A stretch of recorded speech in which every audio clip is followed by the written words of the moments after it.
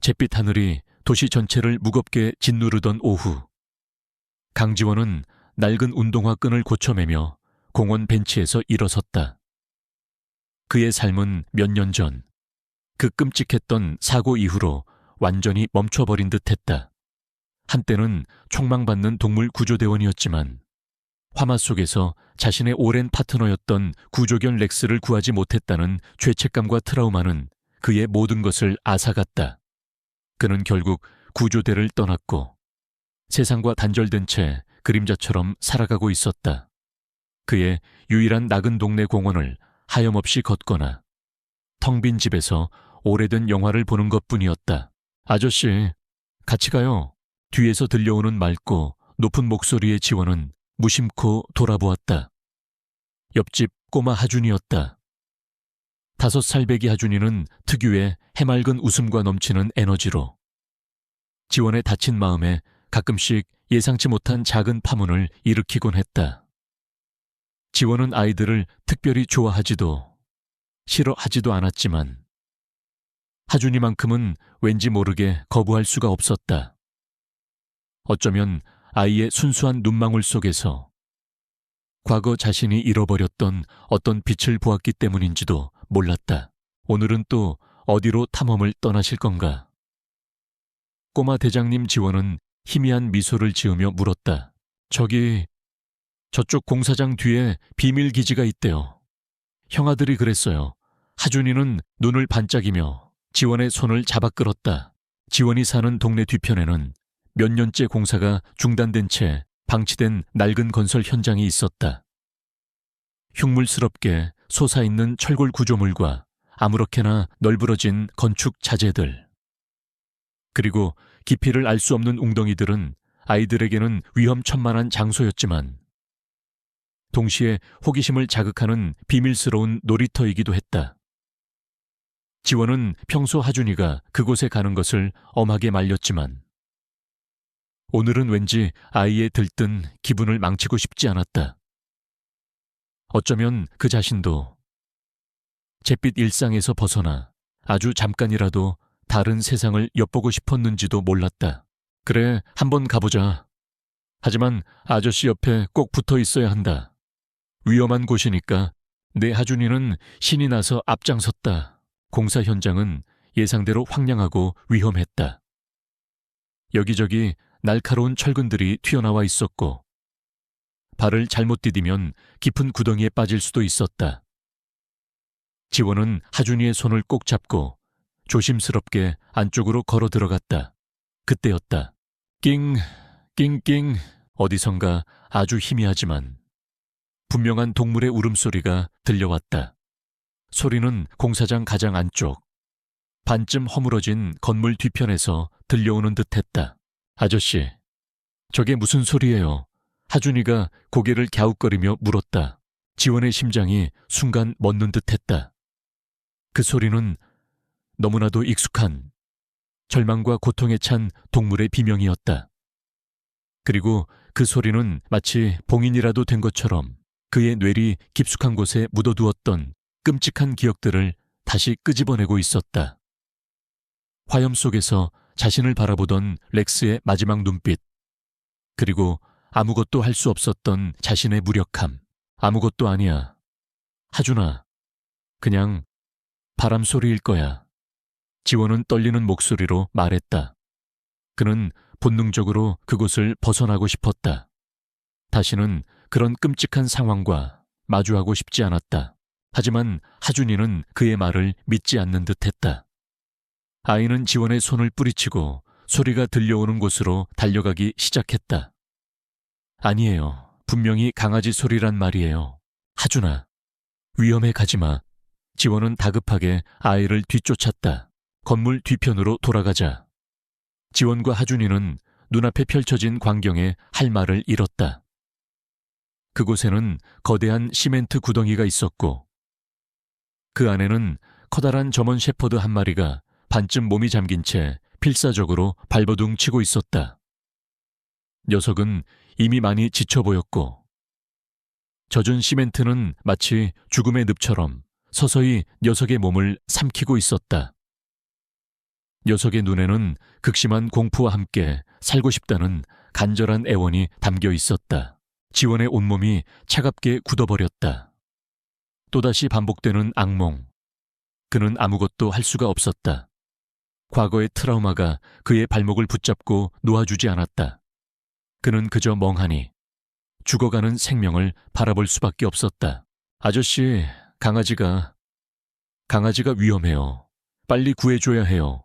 하준이가 울먹이며 지원의 옷자락을 잡아당겼다. 하지만 지원은 움직일 수가 없었다.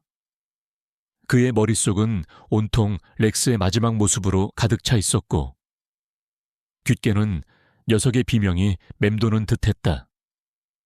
그는 또다시 실패할까봐, 또다시 소중한 생명을 잃게 될까봐 두려웠다. 바로 그때였다. 하준이가 갑자기 지원의 손을 놓고 시멘트 구덩이를 향해 달려가기 시작했다. 아이는 자신이 가장 아끼는 작은 공룡 로봇 장난감을 꺼내 들고는 시멘트 구덩이 가장자리에 엎드려 필사적으로 셰퍼드를 향해 손을 뻗었다. 강아지야, 이거 잡아, 내가 꺼내줄게. 조금만 힘내. 아이의 작고 가냘픈 외침. 그것은 마치 천둥 소리처럼 지원의 굳어버린 심장을 강타했다. 그는 순간 정신이 번쩍 들었다. 저 어린아이조차 생명을 구하기 위해 저렇게 애쓰고 있는데 자신은 대체 무엇을 하고 있는 것인가? 과거의 트라우마에 갇혀 눈앞에서 꺼져가는 생명을 외면하고 있는 자신이 너무나도 한심하고 부끄러웠다. 그는 더 이상 망설이지 않았다. 그는 하준이를 뒤로 끌어내고 자신이 시멘트 구덩이 가장자리로 다가갔다. 젖은 시멘트는 생각보다 훨씬 더 깊고 질퍽했으며 셰퍼드는 이미 목까지 잠겨 숨을 제대로 쉬지 못하고 있었다. 시간은 별로 없었다. 괜찮아. 조금만 참아. 내가 반드시 구해줄 테니. 지원은 낮은 목소리로 셰퍼드를 안심시키려 했지만 그의 목소리는 심하게 떨리고 있었다. 그는 주변을 둘러보며 구조에 사용할 만한 도구를 찾기 시작했다. 하지만 공사장에는 밧줄이나 긴 막대기 같은 것은 보이지 않았다. 오직 날카로운 철근들과 부서진 콘크리트 조각들 뿐이었다. 절망적인 상황이었다. 바로 그 순간 그의 눈에 들어온 것이 있었다. 그것은 바로 하준이가 떨어뜨린 작은 공룡 로봇 장난감이었다. 아주 작고 보잘것없어 보였지만 지금 그에게는 유일한 희망이었다. 그는 공룡 로봇의 긴 꼬리 부분을 간신히 셰퍼드의 입 근처로 가져다 댔다. 물어, 이걸 꽉 물어. 셰퍼드는 마치 그의 말을 알아듣기라도 한 것처럼 마지막 남은 힘을 다해 공룡 로봇의 꼬리를 물었다. 그리고 지원은 온 힘을 다해 녀석을 끌어당기기 시작했다. 젖은 시멘트의 저항은 생각보다 훨씬 더 강했고 그의 팔은 금방이라도 끊어질 것처럼 아팠다. 하지만 그는 포기할 수 없었다. 그의 손에는 지금 두 생명이 달려 있었으니까. 셰퍼드의 생명, 그리고 어쩌면 과거의 자신으로부터 구원받을 수 있는 마지막 기회일지도 모르는 자신의 생명까지도. 절망적인 외침과 함께 시작된 그들의 운명적인 만남은 이제 막 숨막히는 사투에 서막을 올리고 있었다. 강지원의 팔 근육이 터질 듯 팽팽하게 부풀어 올랐다.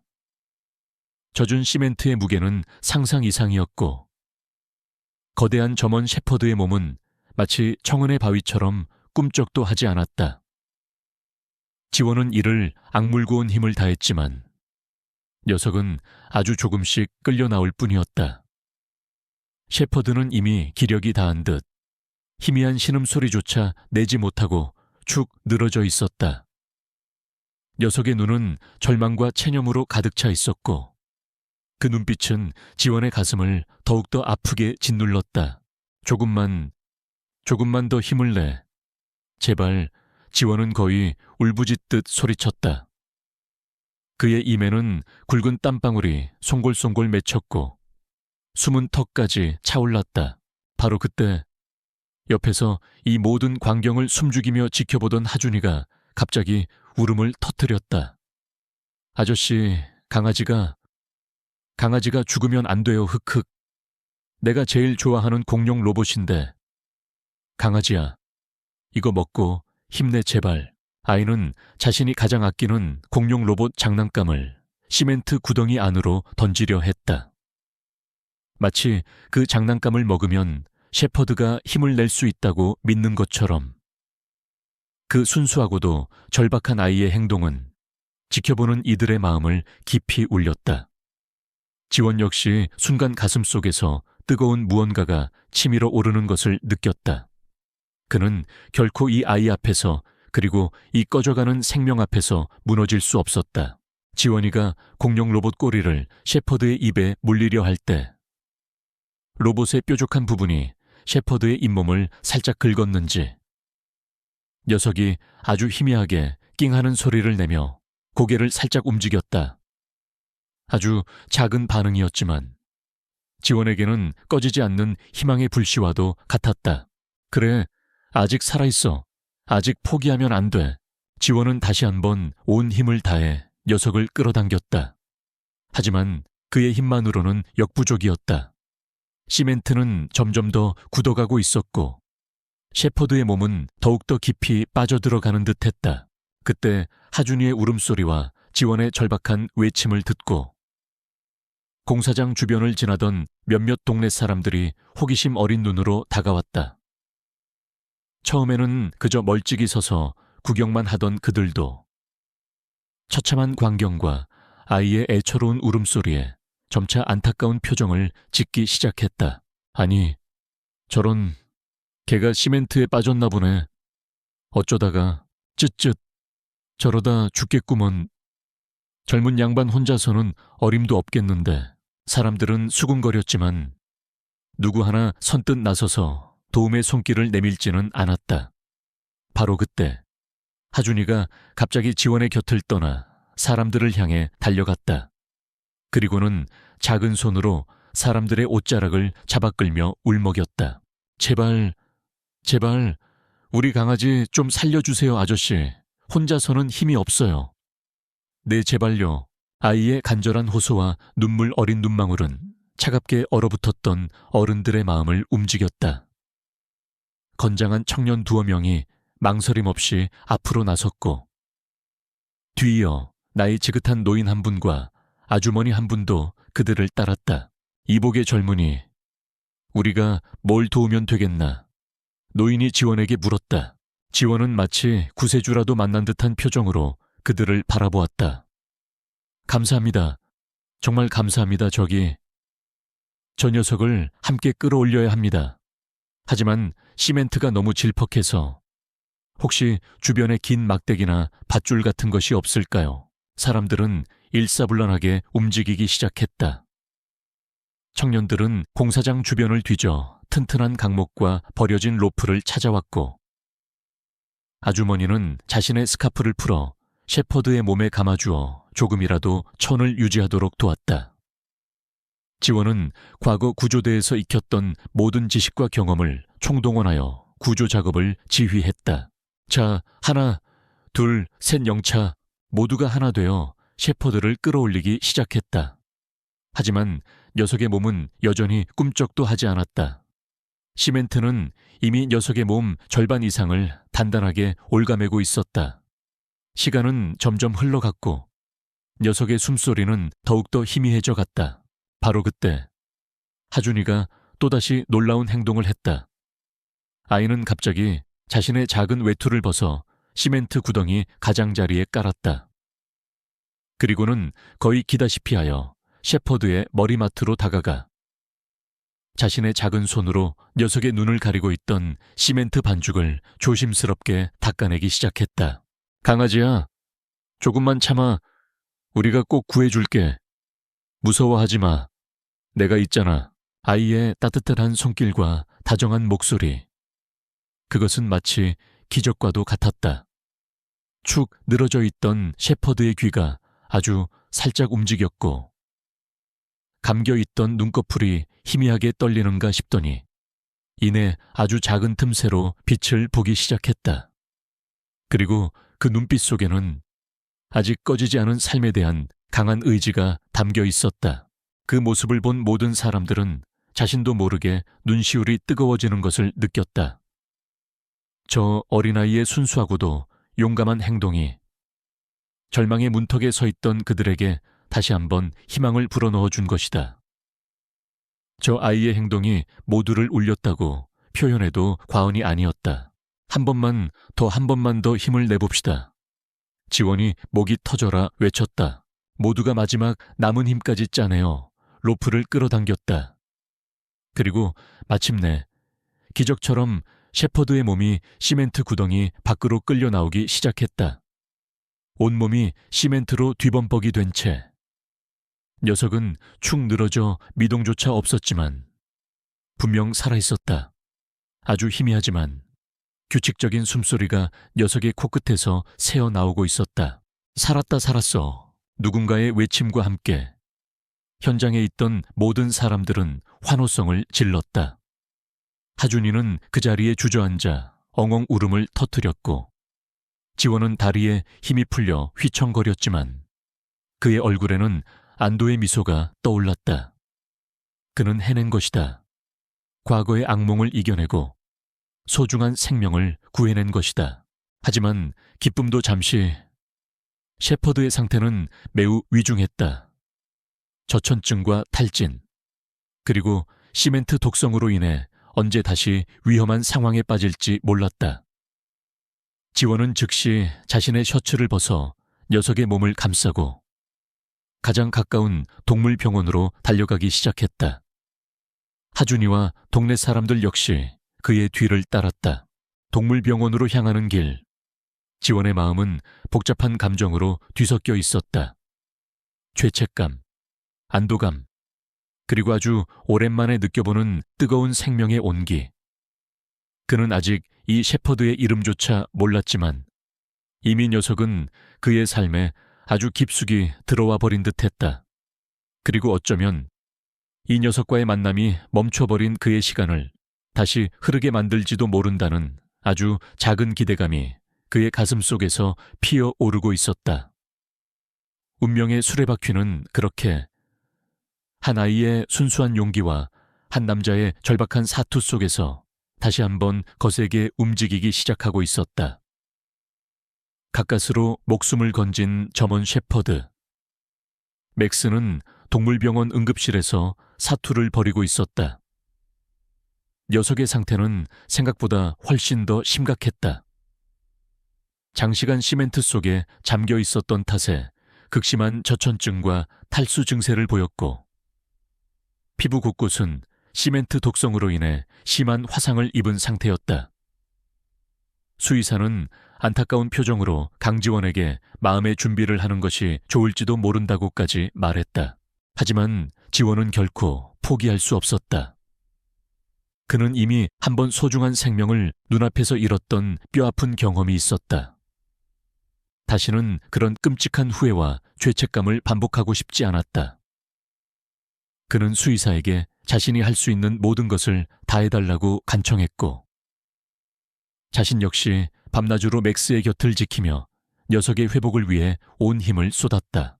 하준이 역시 매일같이 엄마 손을 잡고 병원을 찾아와 맥스의 안부를 물었다.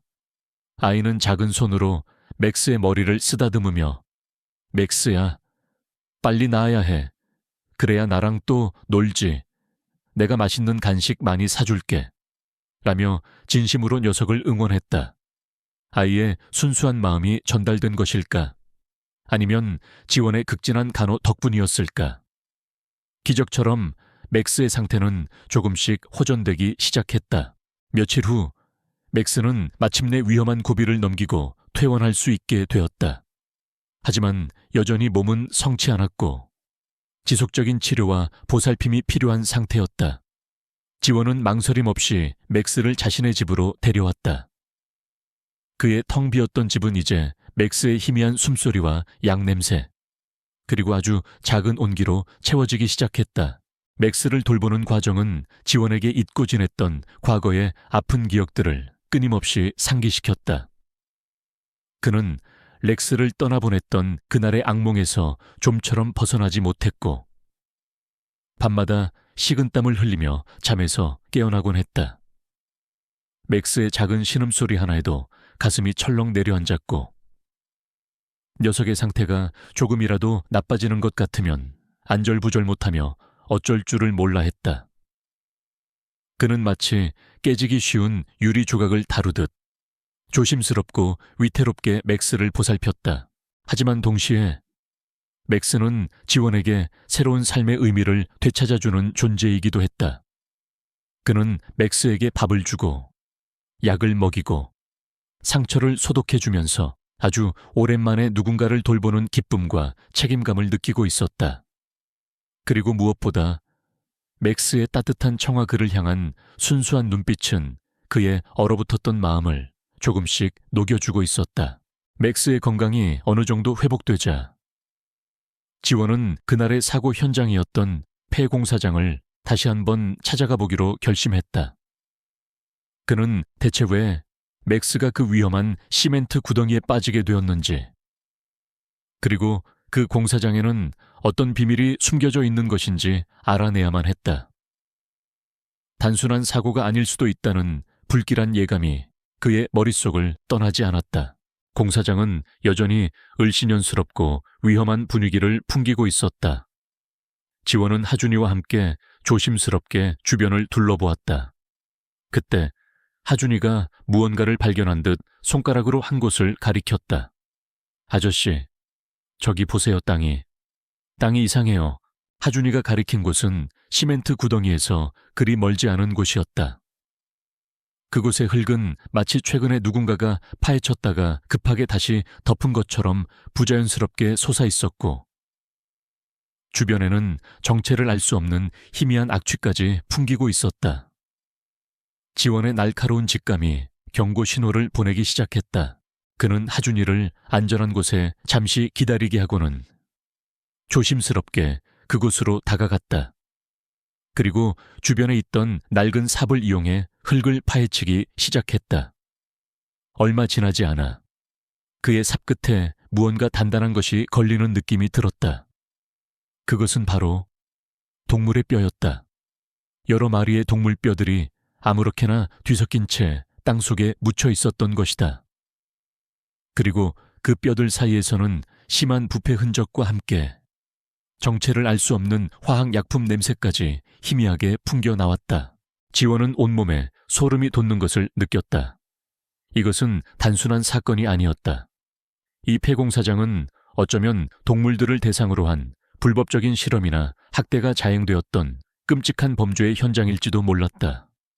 그리고 맥스는 그 모든 것을 목격했거나 혹은 그 과정에서 희생될 뻔했던 것일지도.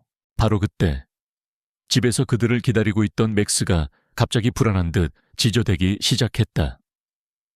녀석은 안절부절 못하며 문 앞을 서성거렸고 마치 지원과 하준이에게 어서 이곳을 벗어나라고 경고라도 하는 듯했다. 지원 역시 더 이상 이곳에 머무르는 것이 위험하다고 판단했다. 그는 동물 뼈들을 다시 원래대로 묻어두고 하준이의 손을 잡고 황급히 공사장을 빠져나왔다. 그의 머릿속은 수많은 의문과 분노로 가득 차 있었다. 대체 누가 왜 이런 끔찍한 짓을 벌인 것일까? 그리고 맥스는 이 사건과 어떤 관련이 있는 것일까? 집으로 돌아온 지원은 좀처럼 진정할 수가 없었다. 그는 경찰에 신고해야 할지 아니면 좀 더 증거를 확보해야 할지 고민에 빠졌다. 섣불리 움직였다가는 오히려 범인들에게 경고를 주어 증거를 인멸할 기회를 줄 수도 있었다.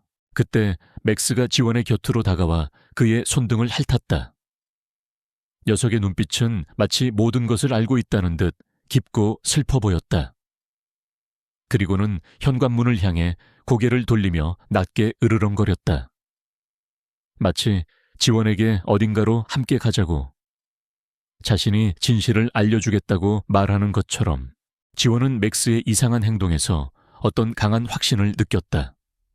어쩌면 이 녀석은 정말 이 사건의 유일한 목격자이자 모든 비밀을 풀 수 있는 열쇠를 쥐고 있는 존재일지도 몰랐다. 그는 더 이상 망설이지 않기로 결심했다. 그는 맥스를 믿고 이 끔찍한 사건의 진실을 밝혀내기로, 설령 그 과정에서 어떤 위험이 닥쳐온다 할지라도 과거의 상처는 여전히 그의 마음속 깊은 곳에 남아 있었지만 이제 그에게는 지켜야 할 존재가 생겼다. 바로 맥스와, 그리고 순수한 마음으로 맥스를 걱정하는 어린 하준이. 그는 두 생명을 위해서라도 다시 한번 용기를 내어 세상의 어둠과 맞서 싸워야만 했다. 그의 멈춰버렸던 심장이 다시 뛰기 시작했고 그의 눈빛에는 새로운 결의가 빛나고 있었다. 오래된 상처는 다시 열렸지만 그 상처 위로 새로운 희망의 싹이 움트고 있었다. 그리고 그 모든 것의 시작에는 시멘트 구덩이 속에서 절망적으로 울부짖던 한 마리 점원 셰퍼드가 있었다. 강지원과 하준, 그리고 동네 사람들이 힘을 합쳐 시멘트 구덩이에서 구조한 점원 셰퍼드. 맥스는 곧바로 가장 가까운 동물병원 응급실로 옮겨졌다. 녀석의 상태는 생각보다 훨씬 심각했다. 저천증과 탈진은 물론이고 시멘트 독성으로 인한 피부 괴사와 호흡 곤란 증세까지 보였다. 수의사는 고개를 저으며 마음의 준비를 하는 것이 좋겠다고 했지만 지원은 결코 포기할 수 없었다. 그는 자신의 모든 의학 지식과 경험을 총동원하여 밤새도록 맥스의 곁을 지켰고 하준이 역시 작은 손으로 맥스의 발을 잡고 눈물을 글썽이며 녀석이 깨어나기만을 간절히 기도했다. 기적적으로 다음 날 새벽녘에 맥스는 아주 희미하게 눈을 떴다. 아직 몸을 제대로 가누지는 못했지만 분명 삶에 대한 강한 의지를 보여주고 있었다. 지원과 하준이는 서로를 부둥켜 안고 기쁨의 눈물을 흘렸다. 맥스의 상태가 어느 정도 안정되자 지원은 녀석을 자신의 집으로 데려와 직접 간호하기 시작했다. 처음에는 낯선 환경과 사람들을 경계하며 불안해하던 맥스도 지원의 따뜻한 보살핌과 하준이의 순수한 애정 앞에서 조금씩 마음의 문을 열기 시작했다. 지원은 매일같이 맥스의 상처를 소독하고 약을 발라주었으며 영양가 높은 음식을 직접 만들어 먹였다. 그의 정성 어린 간호 덕분에 맥스는 놀라운 속도로 건강을 회복해 나갔다. 하지만 맥스를 돌보는 과정은 지원에게 결코 쉽지만은 않았다.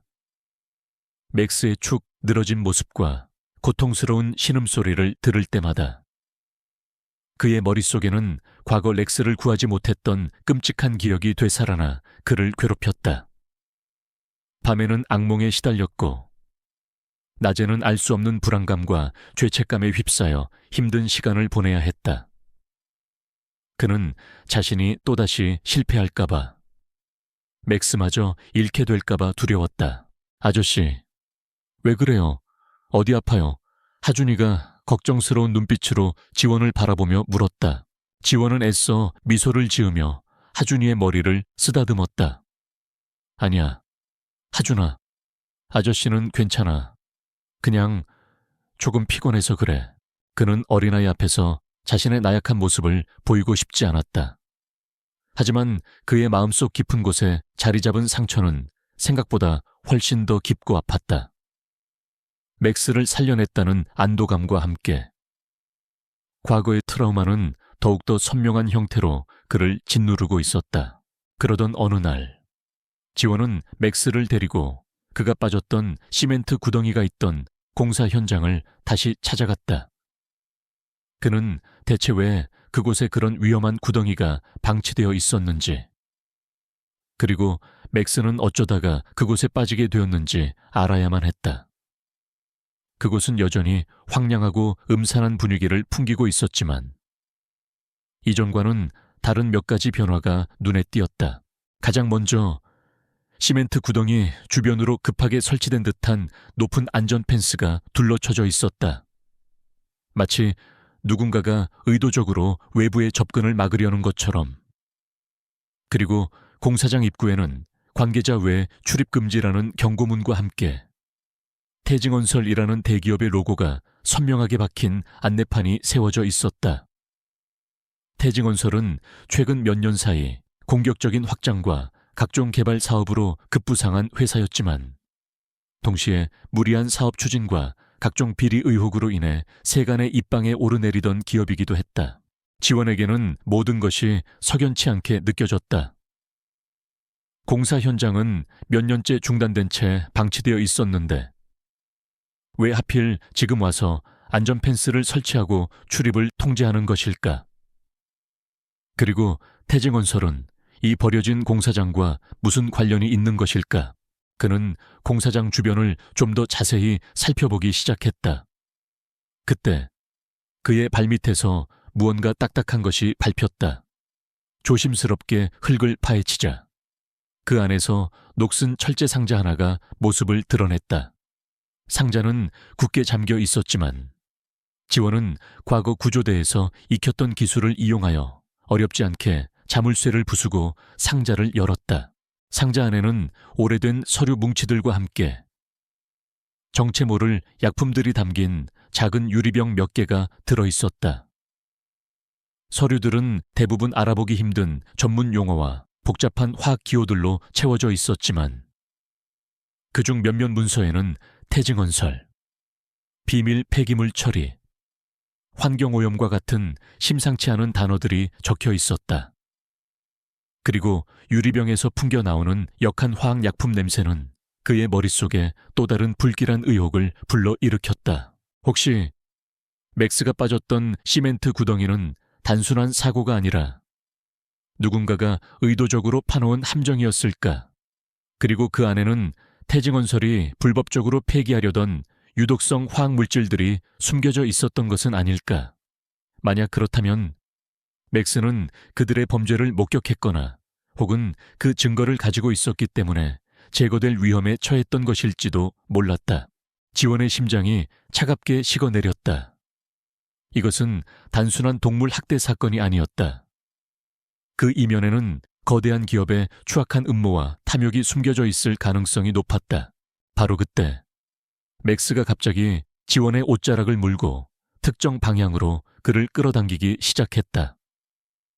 녀석은 마치 무언가를 발견한 것처럼 다급하게 지저대며 공사장 가장 깊숙한 곳에 위치한 낡은 창고 건물로 지원을 이끌었다. 지원은 잠시 망설였지만 이내 맥스의 뒤를 따르기로 결심했다. 녀석은 분명 무언가를 알고 있었고 어쩌면 이 모든 비밀을 풀 수 있는 열쇠를 쥐고 있을지도 몰랐다. 과거의 상처는 여전히 그의 마음을 괴롭혔지만 이제 그에게는 새로운 목표가 생겼다. 바로 맥스를 지키고 이 사건의 진실을 밝혀내는 것. 그리고 어쩌면 그 과정에서 그는 자신도 모르는 사이에 과거의 트라우마를 극복하고 새로운 삶을 시작하게 될지도 몰랐다.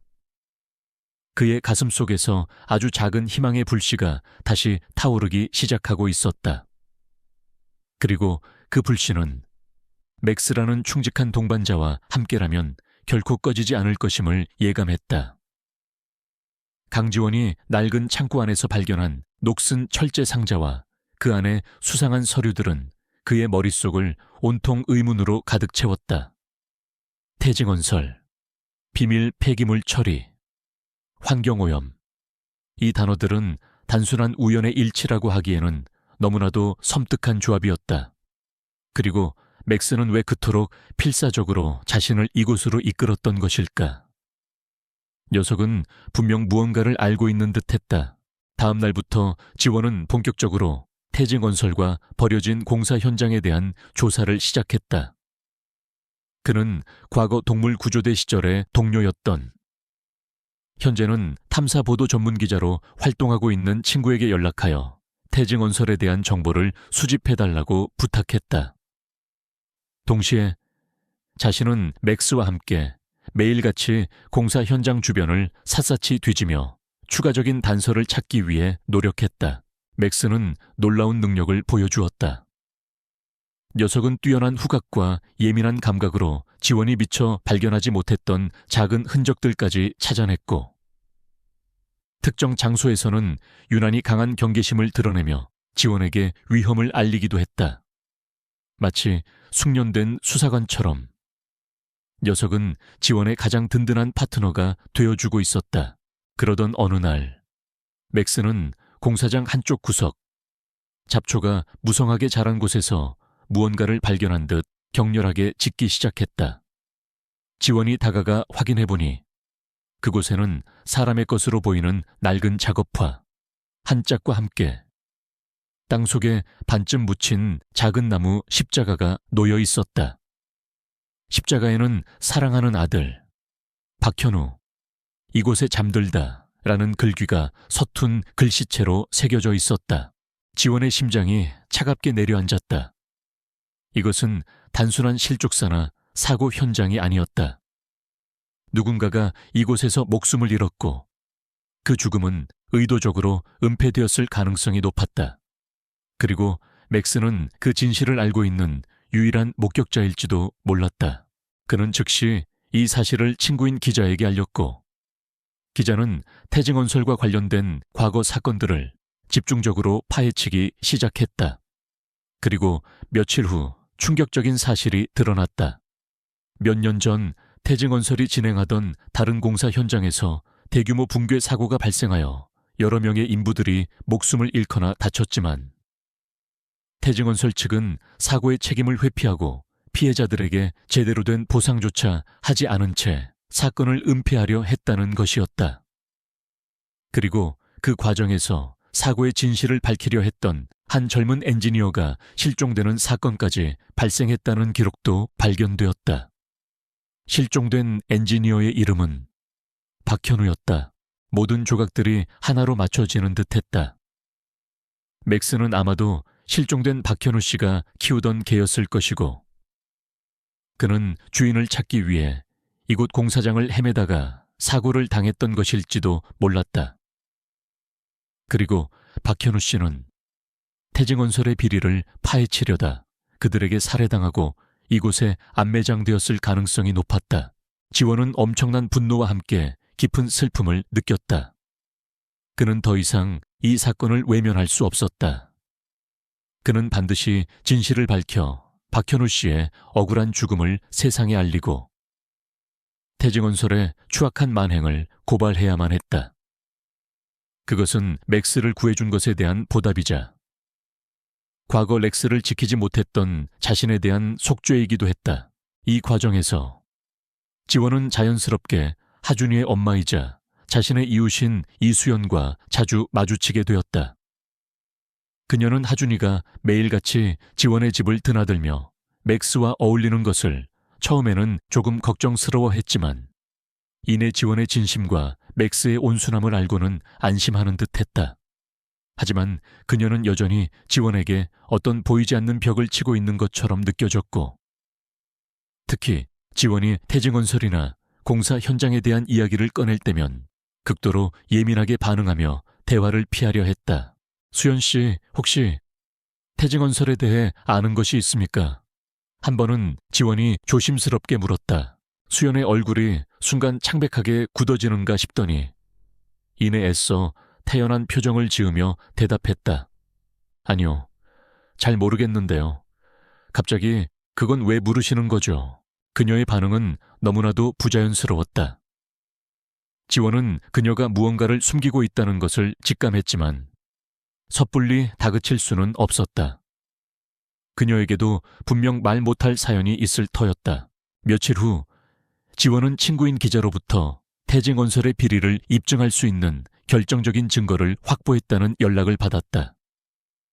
그것은 바로 태증언설의 비밀 장부 사본과 내부 고발자의 증언이 담긴 녹음 파일이었다. 이제 남은 것은 이 증거들을 세상에 공개하고 태증언설의 추악한 가면을 벗겨내는 것뿐이었다. 하지만 바로 그날 밤 지원의 집에 정체 모를 괴한들이 침입했다. 그들은 지원을 위협하며 비밀 장부와 녹음 파일을 내놓으라고 협박했고, 지원이 저항하자 무자비한 폭력을 휘둘렀다. 지원은 필사적으로 맞서 싸웠지만 수적으로 불리한 상황에서 결국 의식을 잃고 쓰러지고 말았다. 괴한들은 집안을 샅샅이 뒤져 그가 숨겨놓았던 증거들을 모두 빼앗아 달아났다. 얼마나 시간이 흘렀을까. 지원은 극심한 두통과 함께 의식을 되찾았다. 온몸이 쑤시고 아팠지만 그는 자신의 안위보다 증거들을 빼앗겼다는 사실에 더욱더 절망했다. 이제 모든 것이 끝났다고 생각하는 순간 그의 귓가에 익숙한 목소리가 들려왔다. 지원 씨, 괜찮아요. 정신 좀 차려봐요. 그것은 바로 이수연의 목소리였다.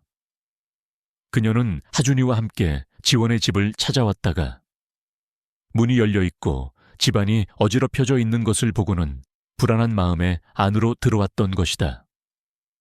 그녀는 쓰러져 있는 지원을 발견하고는 즉시 펩시 위에 신고하고 그를 응급처치했다. 수연 씨, 어떻게 된 거죠? 지원은 힘겹게 물었다. 일단 진정해요. 지원 씨, 제가 모든 것을 설명해 드릴게요. 그리고 당신이 찾던 증거, 아직 우리에게 희망이 남아있을지도 몰라요. 수연의 눈빛이 그 어느 때보다도 단호하게 빛나고 있었다. 그녀는 더 이상 침묵하거나 회피하지 않기로 결심한 듯했다. 그녀 역시 이 지긋지긋한 악연의 고리를 끊어내고 진실을 밝히기 위해 용기를 내기로 한 것이었다. 그리고 그녀의 용기는 절망의 벼랑 끝에 서 있던 지원에게 새로운 희망의 빛을 던져주고 있었다. 강지원의 집안, 괴한들의 습격으로 모든 것이 엉망이 된 것이라서 이수연은 다친 지원을 부축하며 떨리는 목소리로 그동안 숨겨왔던 비밀을 털어놓기 시작했다. 그녀의 이야기는 충격적이었고 지원이 그동안 어렴풋이 짐작만 해왔던 태진건설의 추악한 음모와 맥스가 시멘트 구덩이에 빠졌던 사건의 전말을 명확하게 연결해 주었다.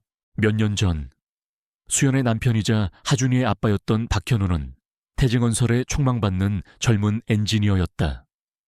그는 정의감이 강하고 정직한 사람이었고 태진건설이 비밀리에 진행하고 있던 불법 폐기물 처리 사업과 그로 인한 심각한 환경오염 문제에 대해 알게 되자 이를 좌시하지 못했다.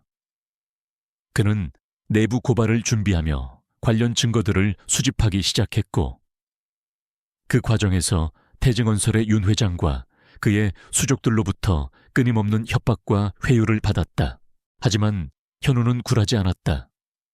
그는 자신이 사랑하는 가족과 이웃들이 살아갈 터전을 지키기 위해 그리고 엔지니어로서의 양심을 지키기 위해 거대한 악과 맞서 싸우기로 결심했다.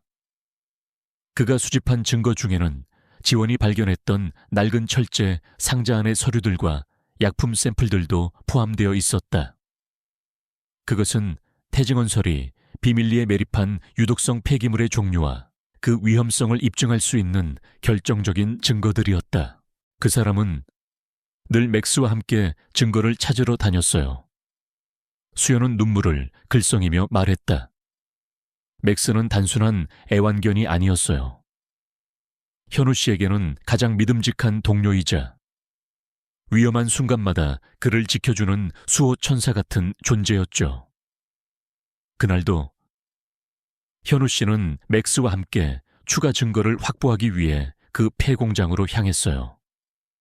그리고 그게 마지막이었죠. 수연의 말에 따르면 박현우는 그날 이후로 실종되었다. 경찰은 단순 실족사로 사건을 종결하려 했지만 수연은 결코 남편의 죽음을 그렇게 쉽게 받아들일 수 없었다. 그녀는 남편이 태진건설의 음모에 의해 살해당했다고 확신했고 홀로 외로운 싸움을 시작했다. 하지만 거대 기업의 힘 앞에서 개인의 힘은 너무나도 미약했다.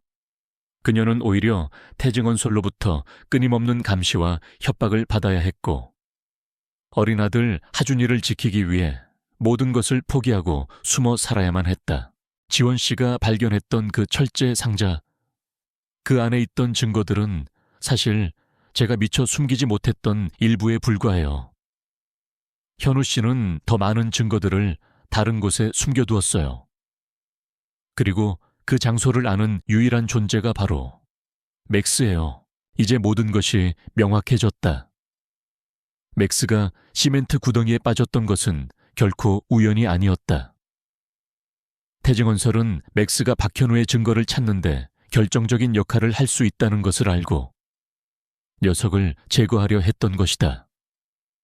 그리고 지원이 괴한들의 습격을 받은 것 또한 그가 진실에 너무 가까이 다가갔기 때문이었다. 지원은 수연의 이야기를 들으며 참을 수 없는 분노와 함께 깊은 슬픔을 느꼈다. 그는 이제 더 이상 이 사건에서 발을 뺄 수가 없었다. 이것은 단순한 동물 구조 사건이나 환경오염 고발 사건이 아니었다. 이것은 정의와 불의의 싸움이었고 사랑하는 사람을 잃은 한 여인의 처절한 복수극이었으며 그리고 무엇보다 과거의 상처를 딛고 다시 한번 세상을 향해 나아가려는 자기 자신과의 싸움이기도 했다. 수연 씨, 제가 돕겠습니다. 지원은 굳은 결의에 찬 눈빛으로 말했다.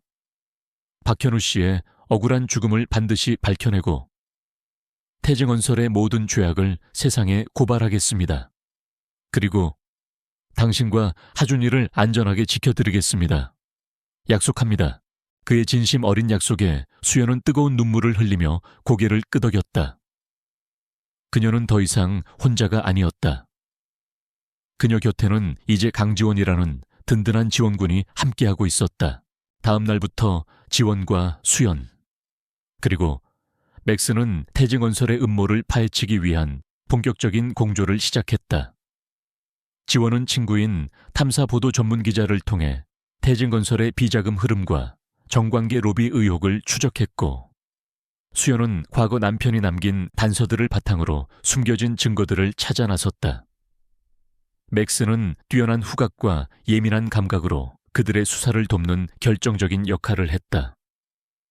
녀석은 박현우가 숨겨놓았던 비밀 장소를 찾아내거나 혹은 태증언설과 관련된 인물들을 식별해내는 등 놀라운 능력을 보여주었다. 하지만 태증언설의 윤 회장 역시 호락호락한 상대가 아니었다. 그는 지원과 수연의 움직임을 감지하고 더욱더 교묘하고 악랄한 방법으로 그들을 방해하기 시작했다. 그는 언론을 통해 지원을 과거 동물 구조 실패 트라우마를 가진 정신 이상자로 몰아갔고 수연에게는 아들 하준이를 빌미로 협박하며 수사를 중단할 것을 강요했다. 심지어 맥스를 다시 한번 해치려는 시도까지 서슴지 않았다. 하지만 지원과 수연은 결코 굴복하지 않았다. 그들은 서로를 의지하며 위기의 순간들을 헤쳐나갔고 그 과정에서 서로에 대한 믿음과 사랑은 더욱더 깊어졌다. 하준이 역시 어린 나이에도 불구하고 엄마와 지원 아저씨를 응원하며 그들에게 큰 힘이 되어주었다. 아이는 맥스를 돌보며 동물과의 교감을 통해 생명의 소중함을 배우고 있었고 어른들의 세계에 존재하는 불의와 맞서 싸우는 용기를 조금씩 키워나가고 있었다. 마침내 그들은 태증언설의 모든 비리를 입증할 수 있는 결정적인 증거들을 모두 확보하는 데 성공했다. 그것은 바로 박현우가 목숨을 걸고 지켜냈던 비밀 장부 원본과 태증언설이 불법적으로 매립한 유독성 폐기물 처리 현장을 담은 영상 자료들이었다. 이제 남은 것은 이 모든 진실을 세상에 공개하고 태증언설의 추악한 가면을 벗겨내는 것뿐이었다. 하지만 마지막 순간까지 방심할 수는 없었다. 윤 회장은 이미 그들의 움직임을 눈치채고 최후의 발악을 준비하고 있을 가능성이 높았다. 어쩌면 그것은 이전보다 훨씬 더 위험하고 치명적인 공격이 될지도 몰랐다. 지원과 수연은 서로의 손을 꼭 잡았다. 그들의 눈빛에는 두려움보다는 결연한 의지가 가득했다. 그들은 함께 이 마지막 싸움에서 반드시 승리하고 정의가 살아있음을 세상에 증명해 보일 것이라고 다짐했다. 어둠이 깊을수록 새벽은 가까이 오고 있었다. 그리고 그 새벽의 빛은 진실을 갈망하는 그들의 용기 있는 발걸음을 환하게 비춰줄 것이었다. 태증언설 윤 회장의 추악한 음모와 관련된 결정적인 증거들을 모두 확보한 강지원과 이수연은 다음 날 친구인 탐사보도 전문 기자를 통해 이 모든 사실을 세상에 공개하기로 계획했다. 하지만 그들의 계획을 미리 눈치챈 윤 회장은 그보다 한 발 앞서 움직였다. 그는 더 이상 물러설 곳이 없다고 판단했고 지원과 수연 그리고 그들의 가장 큰 약점인 하준이와 맥스를 모두 제거하여 자신과 태증건설의 비밀을 영원히 묻어버리려는 극단적인 선택을 한 것이다. 그날 밤 지원과 수연, 하준이가 함께 저녁 식사를 마치고 거실에서 단란한 시간을 보내고 있을 때였다.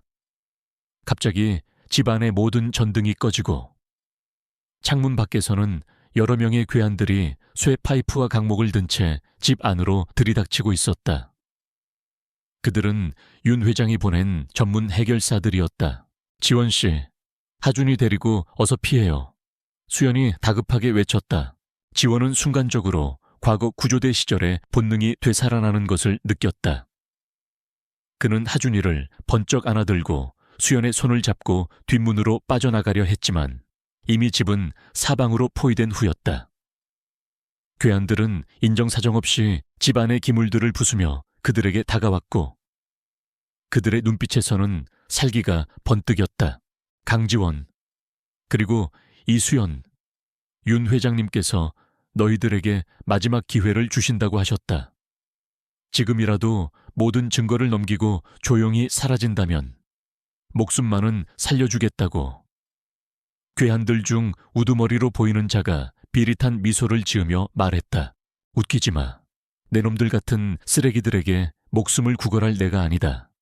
지원은 하준이를 수연에게 맡기고 괴한들을 향해 달려들었다.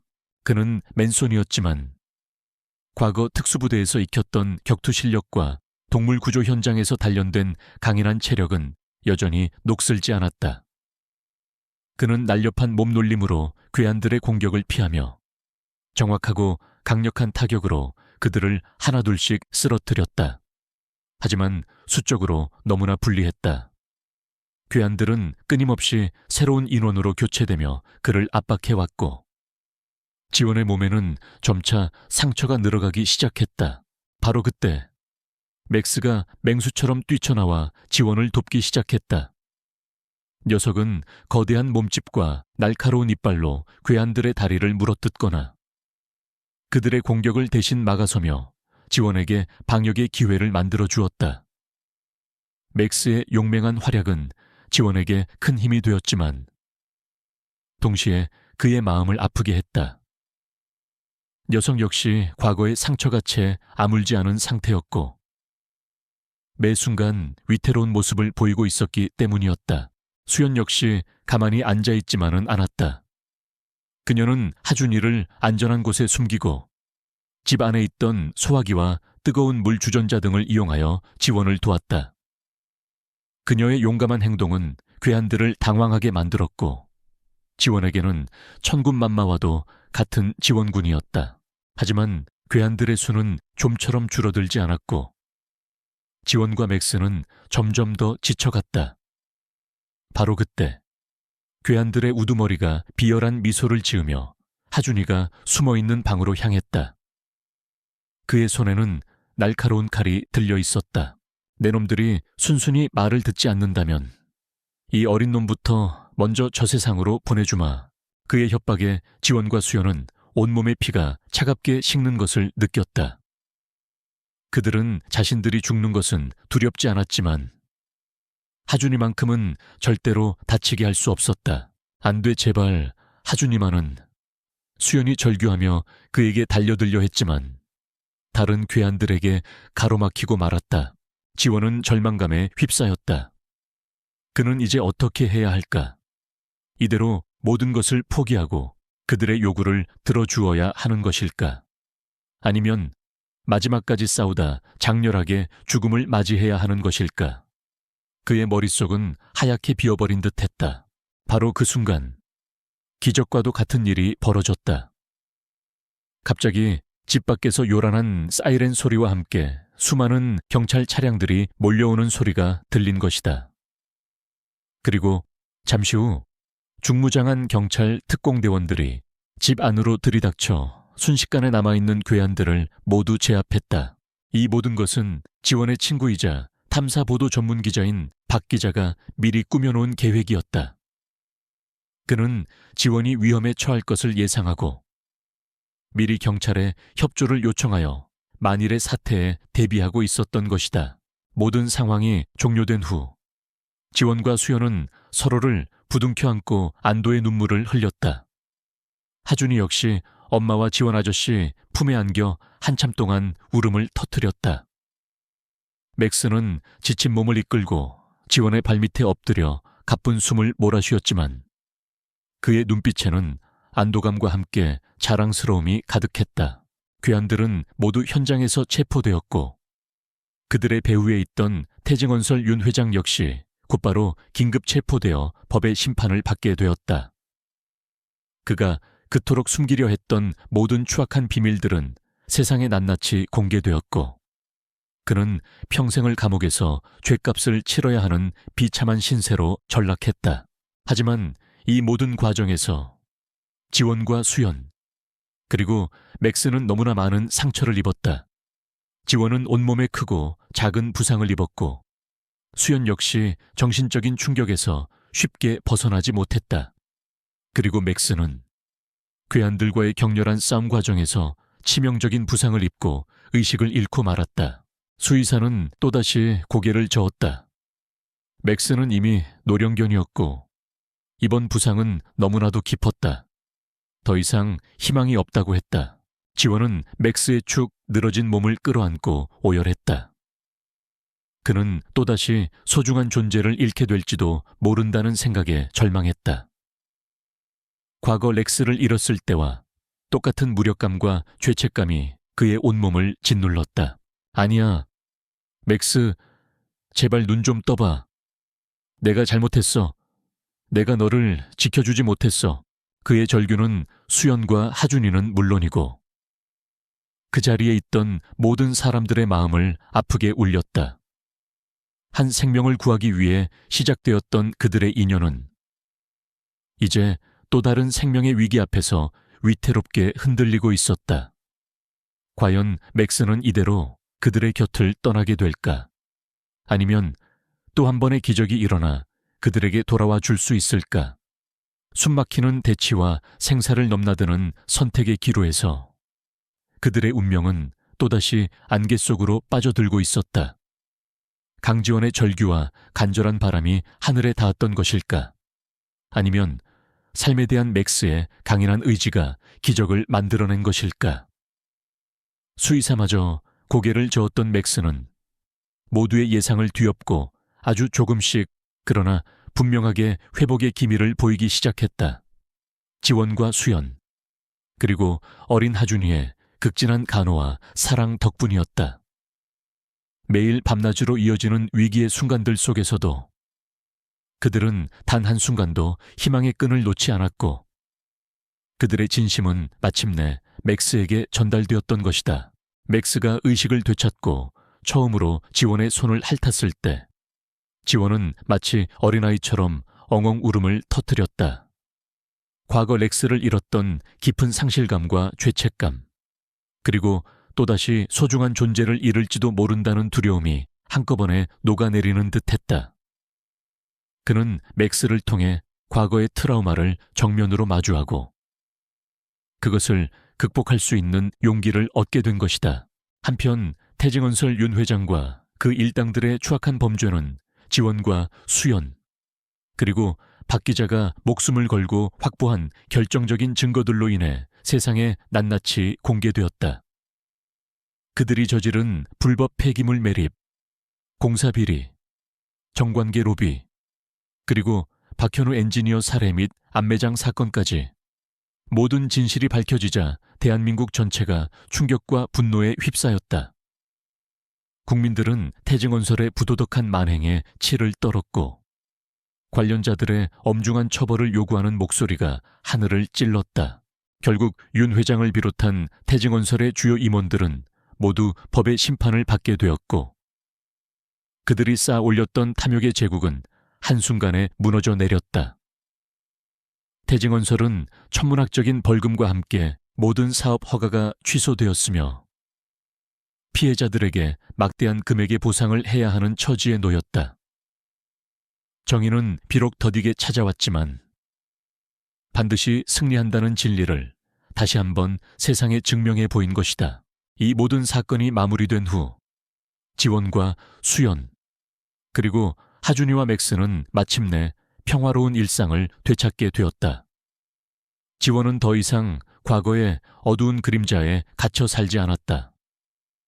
그는 맥스를 구조하고 태증건설의 음모를 파헤치는 과정에서 잊고 지냈던 삶의 의미와 열정을 되찾았고, 다시 한번 세상 속으로 나아갈 용기를 얻었다. 그는 과거 동물 구조대 시절의 경험을 살려 유기동물보호소를 설립하고 자신처럼 상처받은 동물들을 돌보는 새로운 삶을 시작했다. 그의 곁에는 언제나 든든한 동반자 맥스가 함께했고, 하준이 역시 주말마다 보호소를 찾아 유기동물들에게 사랑을 나눠주는 따뜻한 아이로 성장했다. 수연 역시 과거의 아픔을 딛고 새로운 삶을 시작했다. 그녀는 남편 박현우의 억울한 죽음의 진실이 밝혀지고 그의 명예가 회복된 것에 깊은 위안을 받았고, 더 이상 태증원설의 그림자에 쫓기지 않아도 된다는 사실에 안도했다. 그녀는 지원과 함께 하준이를 키우며 평범하지만 소중한 행복을 만들어 나갔고, 때로는 지원의 유기 동물보호소 일을 도우며 동물들과 교감하는 따뜻한 마음을 나누었다. 하준이는 엄마와 지원 아저씨, 그리고 맥스 아저씨의 사랑 속에서 세상 그 누구보다도 밝고 씩씩한 아이로 자라났다. 아이는 맥스와 함께 공원을 뛰어다니고 지원 아저씨에게 동물 구조 이야기를 들으며 생명의 소중함과 정의의 가치를 배우고 있었다. 그리고 무엇보다 아이는 사랑하는 가족과 함께하는 매 순간이 얼마나 소중하고 행복한지를 온몸으로 느끼고 있었다. 에필로그. 몇 년의 시간이 흐른 어느 가을날 오후, 강지원과 이수연, 그리고 훌쩍 자란 하준이는 맥스와 함께 한적한 강가를 산책하고 있었다. 황금빛으로 물든 석양이 강물 위로 부서져 내리고 있었고, 네 사람의 그림자는 길게 늘어져 아름다운 풍경을 만들어냈다. 아빠, 맥스 할아버지 이제 많이 늙었나 봐요. 예전처럼 빨리 못 뛰어요. 하준이가 조금은 슬픈 목소리로 말했다. 맥스는 이제 정말 노령견이 되어 걸음걸이가 예전 같지 않았지만 여전히 그들의 곁을 든든하게 지키고 있었다. 지원은 하준이의 어깨를 감싸 안으며 말했다. 그렇지. 맥스도 이제 할아버지가 되었으니까. 하지만 맥스는 세상에서 가장 용감하고 멋진 할아버지야. 우리를 지켜주고 우리에게 사랑을 가르쳐 줬으니까. 그는 더 이상 지원을 아저씨라고 부르지 않았다. 그는 하준이에게 세상에서 가장 자랑스러운 아빠가 되어 있었다. 수연은 그런 두 사람과 맥스를 바라보며 조용히 미소 지었다. 그녀의 마음속에는 감사와 행복, 그리고 평화만이 가득했다. 그들은 함께 너무나도 많은 시련과 아픔을 겪었지만 결국 서로에 대한 믿음과 사랑으로 모든 것을 이겨냈고 마침내 진정한 가족이 되었다. 오늘 저녁에는 맥스가 제일 좋아하는 특식을 만들어줘야겠어요. 수연이 말했다. 와, 신난다. 그럼 저는 맥스 할아버지 목욕시켜 드릴래요. 하준이가 폴짝폴짝 뛰며 즐거워했다. 네 사람은 함께 웃으며 집으로 향했다. 그들의 발걸음은 가벼웠고 그들의 마음은 따뜻했다. 한 아이의 순수한 용기가 만들어낸 작은 기적. 그 기적은 절망에 빠졌던 한 남자를 구원했고 억울하게 희생된 한 영혼의 명예를 회복시켰으며 상처받은 사람들의 마음을 치유하고 새로운 가족을 탄생시켰다. 그들의 이야기는 우리에게 진정한 용기가 무엇인지, 그리고 사랑과 연대의 힘이 얼마나 위대한지를 다시 한번 일깨워준다. 그리고 세상 모든 생명은 소중하며 우리가 서로에게 조금만 더 따뜻한 관심과 사랑을 나눈다면 이 세상은 분명 더욱더 아름답고 살기 좋은 곳이 될 수 있다는 희망의 메시지를 전달하고 있었다. 저 멀리 지는 해를 배경으로 네 사람과 한 마리 개의 아름다운 실루엣이 점점 더 작아지고 있었다. 하지만 그들이 함께 만들어갈 따뜻하고 행복한 이야기는 이제부터가 진짜 시작이었다. 영원히 계속될 사랑과 희망의 노래처럼.